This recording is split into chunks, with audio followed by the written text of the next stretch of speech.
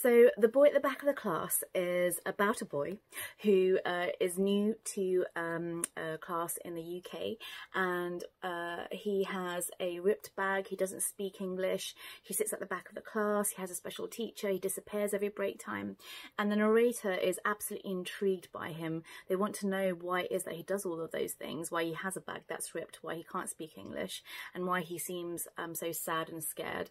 And when they find out that he is in fact a refugee boy, they go to extraordinary lengths to try and be his friend. And yeah, so that's pretty much the boy at the back of the class.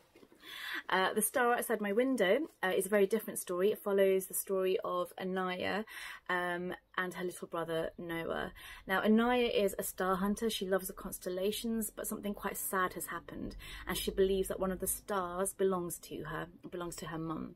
So the story opens with her and her brother going into foster care, and follows them on an adventure to find this star that Anaya believes is her mother. So my writing inspiration comes from real life.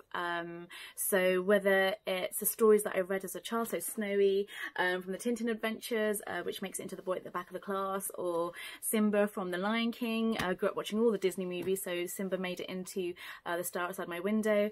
The refugees that I've met in the camps that I try and volunteer in when I can, and the women's shelters that I work in, all these amazing places have amazing characters, real life characters, and they have helped me forge both the books, all my stories, so my inspirations are pretty much everywhere. The stories are walking around me all the time.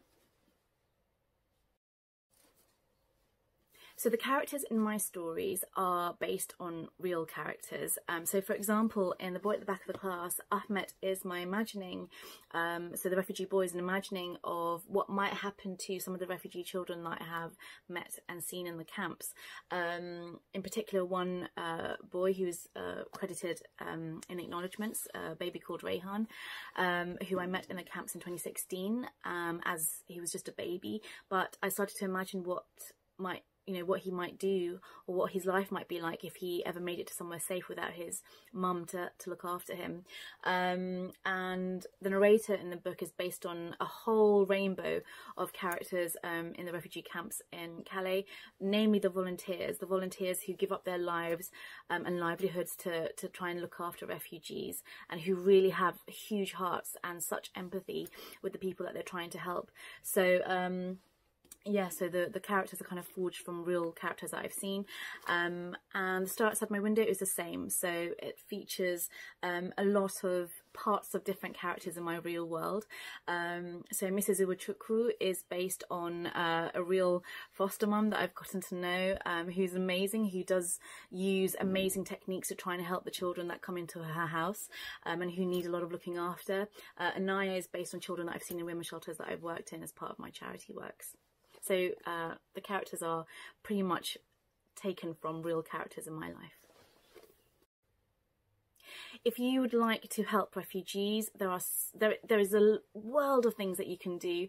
So whether it's getting your school involved, your school can become a school of sanctuary, which means that it can be an acknowledged place which takes in children who have been through a lot and need extra help. You can do a fundraiser with your family and friends. You can find out local refugee charities and maybe help them with their drives.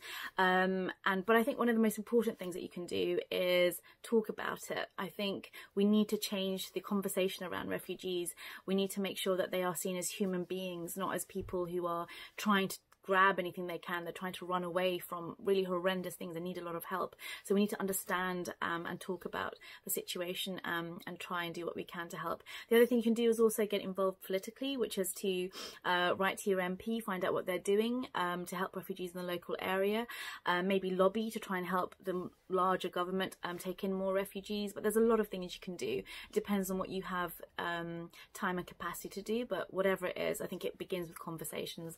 So don't be afraid to ask questions and go out there and try and find the answers for yourselves.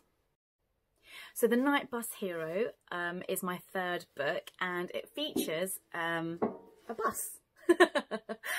But it also features a very extraordinary man called Thomas, who is homeless.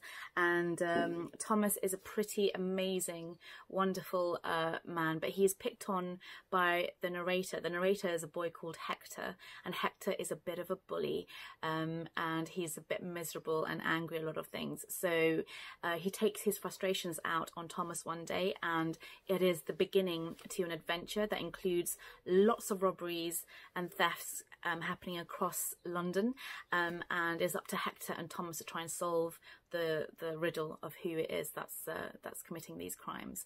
So that's what the Night Bus Hero is about.